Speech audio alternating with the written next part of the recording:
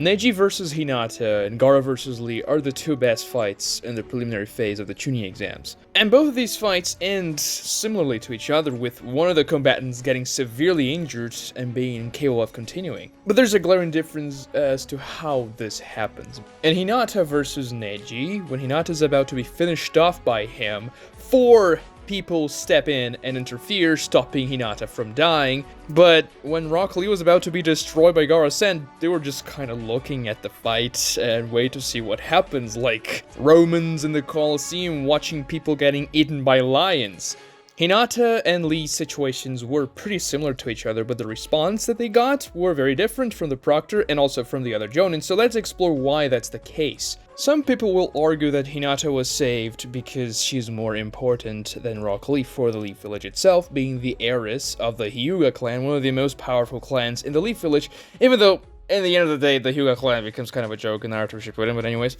By Naruto Part 1 at least, they were supposed to be formidable. There could be many political problems for the Leaf Village if they lost the heiress for the Hyuga clan in just a Chunin Exams fight, which is not that big of a deal, especially because that fight wasn't even being watched by important people from around the Land of Fire and other countries. The purpose of the Chunin Exams is not really to promote the ninja, it's to show off your strength to the powers outside of yourself so that people can hire a ninja and so that you can intimidate potential enemies, and this fight is not doing that very much because the preliminary phase wasn't that important because it was just filtering the more powerful into the weaker ones so that they could go to the main event in the big arena with a lot of people watching. But imagine if Hinata died in that fight, you know, just because Neji got pissed at her. I have to imagine the Hyuga clan would be very disturbed by this fact, and they wouldn't go quiet, and this could cause all sorts of political instability, other nations trying to get advantage over the Leaf Village, maybe try even to maneuver the Hyuga clan to go against the Leaf Village's political wishes because, oh, they lost their heiress just because the Leaf Village thrust her into, you know, a fight against her cousin. And to make things even more complicated, the one doing the killing would be a guy from the secondary branch of the Hyuga clan, meaning that many more internal problems in the Hyuga clan could happen. Maybe the main family would try to get revenge, maybe make an example out of Neji and the other branch members because, well, you're not supposed to kill people from, you know, the main family. Your purpose is to protect us, not kill us, so maybe this could even cause a Hyuga civil war in some instance, even though it's pretty much impossible for the branch family to fight against the main family because they can just use the forehead seal on the branch family to completely neutralize them, but it wouldn't be something good for the village or for the Hyuga clan. So you can say that Jonins and the Proctor knew that and stopped Neji before it was too late so that they could save the heiress of a Hyuga clan and avoid more severe consequences. And then when you contrast Hinata's birthright to Rock Lee's, he's a clanless guy that doesn't even know ninjutsu. I mean, sure, his display against Gaara was pretty impressive, but if he dies, it wouldn't be a massive problem for the Leaf Village. After all, Genins die all the time during the Chunin Exams. The problem is a prominent Genins, such as the heiress of the Hyuga clan dying there, and especially to her cousin. But Rock Lee dying, yeah, it would be sad, but it wouldn't be the worst thing to happen in the Leaf Village. There will be no political turmoil caused by the death of Rock Lee in the hands of Gaara in the Chunin Exams. It wouldn't be, you know, a big thing for the village in general. Obviously, for the characters that like Rock Lee, it would be terrible, but in the grand scheme of things, not so much. But I am not a big fan of this explanation, to be honest, because we have to take a look at the people who stopped Neji, and also eventually the people who stopped Gaara in the fight against Rock Lee. 3 Jonins and a special Jonin stopped Neji from killing Hinata. Kakashi, Might Guy, Kurenai, and the special Jonin is Hayate. Now yeah, I guess you could say they had this political thing in their minds when they saved Hinata from Neji so that the Hyuga clan wouldn't cause, you know, any trouble because their heiress died. But all of them had much more interesting and personal motivations to save Hinata in that situation. Kakashi just didn't want to see Hinata die. After all, he killed Rin a long time ago, a girl about the same age as Hinata with a Chidori to her chest, something that was kind of similar to what Neji was about to do, to shove his, you know, hand into Hinata's chest and kill her that way. And this caused a lot of trauma to Kakashi. He took years. It was only in the war arc where he recovers fully from that. And still, it's something that haunts him, so he wouldn't want to see a guy doing the same thing, essentially, and regret it for the rest of his life, because Kakashi knew that Neji would regret his actions there. Yes, Neji's anger towards the main branch of the family was justified. After all, they essentially sacrificed his dad. They put the suppression seals to essentially torture the branch family when they step out of line, which is terrible, and they essentially serve the main family until they die. And to Neji, Hinata was the personification of everything bad that happened to him. She was literally the reason why his dad had to die, because Hinata's dad killed the Cloud Village ninja that tried to capture Hinata, and so Hisashi, Neji's dad, took the blame. So yeah, he was very much angry, and he didn't want to kill Hinata in the beginning of the fight, but then when Hinata started to fight back, then Neji was frustrated because he didn't think Hinata would do so. And because she had the guts to continue because of Naruto pumping her on, that sounded a little weird, Neji got enraged and decided to go and deal the finishing blow on her. But Kakashi knew those feelings, well, they were wrong, and if Neji did that, he would be scarred for the rest of his life. So Kakashi wanted to stop him for that. And I mean, Kakashi's a nice guy. He doesn't want to, see a girl dying in front of his eyes if he can help it. Might Guy naturally wanted to stop his own student, Neji, from killing an innocent girl that he projects his anger towards wrongly. Pretty much the same reason as Kakashi, but then he has a much more personal reason because Neji is his student, and he should be stopping him from doing those types of things. He knows Neji is not right. Hinata is pretty much a victim in all this too. Not as much a victim as Neji is, but still a victim, because her dad's never been very pleasant to her in her entire life anyways. And Guy's definitely not the type of guy that likes to kill people or see people dying. Kurenai was Hinata's teacher, so yeah, I think she would want to stop Hinata from dying just because of that. But also because Kurenai knew about what Hinata went through, how her dad didn't like her, how he preferred Hanabi, how much Hinata suffered her entire life because of it, and the unfair expectations they put on her for being the heiress of the Hyuga clan and not as powerful as Neji and other people in the clan. And she knows about the strife Hinata's being through because she's afraid of fighting Neji, but still she has to do it, and she managed to, but then Neji's gonna kill her. I have to stop Neji from killing Hinata. For the three Jonin Senseis, the political motivation is probably not something that's crossing their minds very much when they're saving Hinata there. And you have to remember, stopping the fight was not their job, it was Hayate's. And he stops the fight with them as well. Hayate is the proctor of the preliminaries of the Chunin Exams. His job is to mediate the fights, which is just kind of stopping the fights when there's a clear winner, because there are no rules. You can use essentially anything you have in your arsenal to win.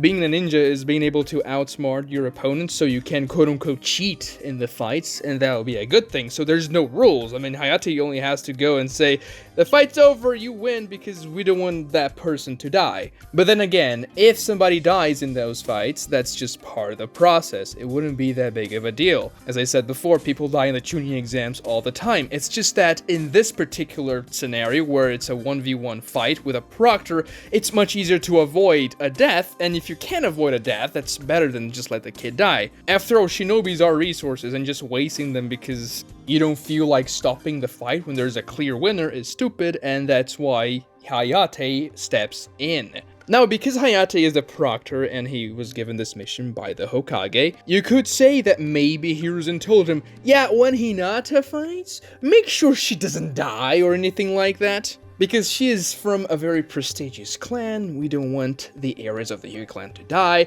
and then, especially when it's against Neji, that's even more important. But then again, I would argue he would probably say the same thing about Sasuke, who's the only survivor of the Uchiha clan, a clan much more powerful than the Hyuga clan could ever, hope to be. And also Naruto, the Jinchuriki of the Nine Tails, and the son of the 4th Hokage, who was entrusted to Hiruzen, he would probably tell Hayate to do the same thing to Naruto and Sasuke, but, well, they happened to win their fights in the preliminary, so we don't see exactly how they would play out. If Hayate had to stop them. When Kiba is pounding Naruto, Hayate kind of asks him if he wants to give up, but he doesn't want to give up, so he just continues. And there's a point in Sasuke's fight against Yori where he is struggling a lot, but Hayate doesn't stop or do anything. Whenever you see Hayate's inner monologue, he seems to be a very well-intentioned guy. He seems to want to stop the fights whenever there's a clear winner and to avoid deaths. So yeah, obviously being the proctor, he would see that Neji's gonna kill Hinata, the fight's over, so let me go and stop him. And then you can also take a look at the people who didn't go and rescue Hinata there. If the political turmoil in the Leaf Village would become so unbearable if Hinata died, I am pretty sure that Hiruzen himself would step in and save Hinata, because he's the Hokage, he knows what's best for the village, and he clearly didn't. Then again, you can argue that the literal Hokage stepping in to save Hinata would feel like an unfair thing, because the Chunin Exams were being held in the Leaf Village, and you're saving a Leaf Village ninja. Then again, it's against another Leaf Village ninja, and when you save somebody in those fights, you automatically make them lose. But the Hokage stepping in and saving Hinata could project weakness, because, oh, the Hokage has to go and save the little girl, whatever. It wouldn't feel great for the Leaf Village to see the Hokage having to step into a thing that's not really of his caliber, let's put it that way. But also, Asuma, he doesn't go down there, and he doesn't rescue Hinata in any way. Even Shikamaru makes a joke about it, or he thinks about it when Asuma's trying to pump Choji up for his fight and says, oh, if you're in danger against those, so we're gonna step back there, and we're gonna save you, just like we did to Hinata. And then Shikamaru thinks, well, you didn't go down there to save Hinata. And yeah, Asuma, he didn't really have an investment in Hinata to go and save her that much. I guess you could say he would save Hinata because she was Kurenai's student and he has a crush on Kurenai, but then again, he will probably assume Kurenai is going to do it anyway, so why would he have to jump in and do so? So moving on to Gaara and Rock Lee now. Obviously, after Lee uses the 5th gate and he doesn't defeat Gaara with it, Gaara is just barely, able to hold on and not die, but Rock Lee, his muscles are destroyed, he can't move anymore because the gates just ate him up. He is pretty hopeless at this point. Gaara is able to use his sand coffin to blow up his arm and his leg, and by that point of the fight, I guess it could have been interrupted, right? Lee was literally crawling away from Gaara. There isn't much he can do now. The sand is going towards him. He's lost. That was the point to stop the fight, wasn't it? I guess you could argue that Rock Lee was still trying to fight, and therefore you shouldn't interrupt it, but Hinata was also still trying to fight by the time Neji tried to dash her and kill her with his gentle fist palm. Both Rock Lee and Hinata were pretty much in the same situation. They were defenseless. They were just barely hanging on, but in no condition to fight anymore. And everybody lets Gaara explode Rock Lee's limbs. They just watch, and obviously they're pretty shocked by it, but they watch it. So why would nobody really step in that situation? Guy, he wants to let Rock Lee fight and prove himself as a shinobi. That's the reason why he teaches Rock Lee the 5th gate. That's the reason he lets Lee use the 5th gate and the gates in general, because they're only supposed to be used in actual life or death situations, and this wasn't a life or death situation, especially in the beginning of the fight. Like, it's not as though if Rock Lee loses to Gaara there, somebody will die, or Rock Lee himself will die. He'll just be disqualified from the Chunin Exams, which is not that big of a deal. And because the gates are this very dangerous power, you're supposed to use it more carefully. But because Guy knows of Rock Lee's dreams to become a splendid ninja, to prove himself to the world, even though he cannot use ninjutsu or genjutsu, he will let Lee go all the way. Guy thinks that interfering with Rock Lee would be disrespectful because he's just cutting his students' dreams. When Kankuro says, oh, Gaara's just gonna play with his food and wait for Rock Lee to give up, and then Guy proudly says, oh, then Gaara's gonna have a long fight because Rock Lee's not gonna give up, and that's the sentiment. Guy wouldn't want to interrupt Rock Lee while he's still fighting because he knows Rock Lee's not gonna give up, and Guy sees himself in Rock Lee. They have a very similar backstory. Guy was also the talentless guy that only has taijutsu pretty much, and had to prove himself with it, so Guy's gonna let him do it, even though he is struggling a lot, even though he can get hurt. Kakashi didn't like that idea. He even told Guy, you went too far. Teaching your student the 5th gate just because you had this connection with him, because of your own feelings, you have to teach him so that he can achieve his dreams because he's similar to you. And then Guy says, well, you don't understand anything about Rock Lee. and chastises Kakashi for it. But Kakashi ultimately respects Guy's decision there, and he wouldn't go and interfere if Guy didn't. We even see Kakashi stopping Naruto from going at Rock Lee after the fight is over, and when the medics tell Guy that, well, Rock Lee's not going to be a ninja anymore, Kakashi doesn't let Naruto go to Rock Lee because there's nothing Naruto could do in that situation. He had to leave Rock Lee with Guy and Guy himself. And yes, Guy regrets what he did by the end of the fight when he sees Rock Lee unconscious but still standing and ready to fight. One of the best scenes in the entire series. He starts to cry and he says, "What have I done? You have already proven yourself to be a great ninja, but this wasn't necessary. I should have stopped the fight earlier." Because yes, eventually Guy stops the fight. After Lee gets his limbs destroyed and Gaara starts to build up more sand to go and destroy Rock Lee for real now, Guy steps in and stops the sand. He just casually swipes his arm and the sand is blown away. I guess some people will say, well, but Gaara is too powerful. I mean, they wouldn't be able to do the same thing they did to Neji because his sand is just way too strong. But no, we clearly saw Guy had no trouble whatsoever dealing with Gaara's sand, which is actually something very interesting because Gaara's sand is built up as this immense force of nature that destroys everything. And then this guy shows up with a single arm movement. He blows it all away. It's a glimpse at the power of an elite Jonin like Might Guy, which is very cool, but that's not the point of the video. The point is that Guy only rescues Lee when he is no longer even conscious. Rock Lee has passed out, and Gaara is just gonna go and kill him. I mean, Lee's not even trying anymore because he can't. He doesn't have the consciousness to do so. And even still, after Guy saves Lee, he stands up unconscious and tries to keep fighting, which prompts Guy to start crying because of what he's done to Lee. He's pushed him way too much. He was reckless trying to achieve Rock Lee's dream with him, and, well, it almost cost Rock Lee's shinobi career. Now moving on to the other characters, why did it stop Rock Lee from getting his limbs blown off? Kurenai didn't really much have a relationship to Rock Lee or Gaara in the fight, so she wouldn't really interfere, especially if Guy wasn't interfering. Asuma and the other senseis, they would also not interfere. If they didn't interfere in the Neji versus Hinata fight, there wouldn't be a reason for them to jump in this one. But then there's Hayate, the proctor of the exams. Why wouldn't he stop the fight when Lee is crawling on the ground trying to get away from Gaara's sand?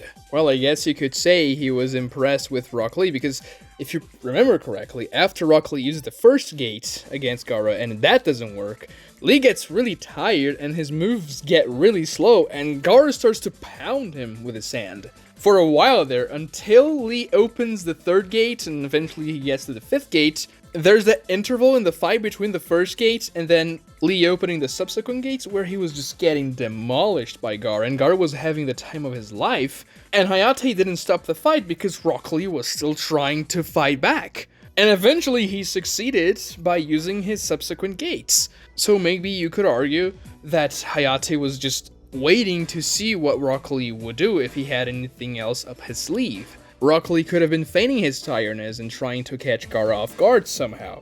You can't know those things for certain, and because Rock Lee didn't give up himself, Hayate didn't interfere. If you look at the Hinata versus Neji fight, the Jonins only step in when Neji's very close to hitting Hinata. So they also wait until the last second before it's too late to go and stop the fight, even Hayate himself. Then again, he doesn't show up with Might Guy when he stops the sand, but that's probably because Guy is much faster than Hayate anyways, and maybe the sand would have been too much for Hayate to handle. Not for Guy, but Hayate definitely not as powerful as Guy. We saw how Hayate dealt with a Jonin in Baki. He was absolutely stomped by him, and Baki's not even close to being as powerful as Guy, so obviously there is a difference in their strength levels. But yeah, probably a bit of a referee mistake in Hayate's part not stopping the fight sooner. But obviously, narratively speaking, the fights needed to end that way for the story to progress in a satisfactory fashion. Guy saving Rock Lee that way from Gaara-san is a very important plot point later on when Gaara starts to realize, okay, so people care for each other, there's love in the world. And then he starts to see Yashimaru, his uncle, saving people from Gaara-san as well back in the day. And all that starts to mount up inside of his mind until Naruto's able to talk no Jutsu Gaara, so that's very important. It's also important for Guy to show up alone there so that he has that moment with Rock Lee where he hugs the unconscious Rock Lee, crying and telling Rock Lee he's sorry and that he's already a splendid ninja. And for Neji's stoppage, it's just really cool to see 3 Jonins and a special Jonin stopping this one Genin. It really built Neji up as a credible and formidable threat for when he eventually faces against Naruto. Because we never really think about, oh, imagine what? 4 Jonins would have to stop Naruto if he went ballistic. I mean, I guess you could say if he used the 9 tails as chakra, then yeah, probably you would need that type of force to stop him. But if not, then, I mean, Kakashi could probably stop Naruto with his fingers, so you just build up Neji as this guy that Naruto probably has no chance in hell to win against. And then you also build up their confrontation after the Hinata versus Neji fight, when Naruto promises Neji to win, and yeah, they eventually fight each other. Subscribe to this channel if you haven't done so already, and also like the video and ring the notification bell to get more videos of mine. This also really helps with the YouTube algorithm, and I really appreciate it if you do it. Watch this other video right here as well for more cool Naruto content, and thank you so much for watching.